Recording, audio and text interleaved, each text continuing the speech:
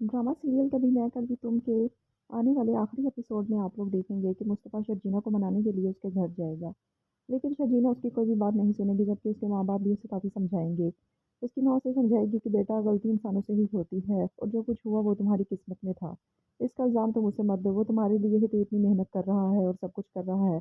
और देखो, उसने सब कुछ वो अचीव भी कर लिया, जो मैंने तो कभी सोचा भी नहीं था, और ना ही तुम्हारे बाबा ने, कि वो तुम्हें इतनी आसाइश भरी ज़िंदगी दे सकता है। लेकिन शर्जीना अपनी माँ की कोई बात नहीं सुनेगी, जिसकी वजह से वो वापस आ जाएगा, क्योंकि वो उसके साथ नहीं आएगी।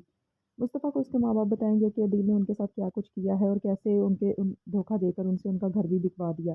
अब उनके पास रहने के लिए और कोई ठिकाना नहीं है। मुस्तफ़ा को ये सब सुनकर बहुत ज़्यादा दुःख होगा, और ये सुनकर के भी कि अदील को पुलिस पकड़ कर ले गई है, क्योंकि उसने रुबाब के साथ उसके बिज़नेस में घपला किया था।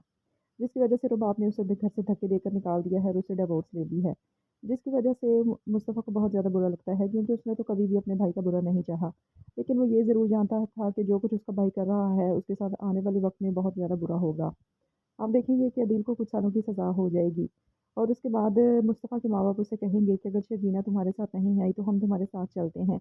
और मैं बेटा उससे और उसके घरवालों से माफ़ी माँगती हूँ, मैंने उसके साथ बहुत बुरा सलूक किया है और रुबाब को बहुत अहमियत दी, जबकि मैं भूल गई थी कि रुबाब तो हमें कुछ भी नहीं समझती, क्योंकि वो तो बहुत अमीर है और हमारी तो उसके सामने कोई वैल्यू ही नहीं है। जब उसके माँ-बाप उसके साथ शर्जीना को मनाने जाएँगे, तो शर्जीना मजबूर हो जाएगी ये मानने के लिए कि उसे अपने घर आकर रहना चाहिए, और शर्जीना उसके घर आ जाएगी, और शर्जीना ये सब देखकर हैरान हो जाएगी कि मुस्तफ़ा ने नई गाड़ी भी ले ली है और नया घर भी इतना खूबसूरत ले लिया है। ये सब देखकर शर्जीना को बहुत ज़्यादा खुशी होगी, और इस तरह से वो अपनी खुशहाल ज़िंदगी का आगाज़ दोबारा से करेंगे।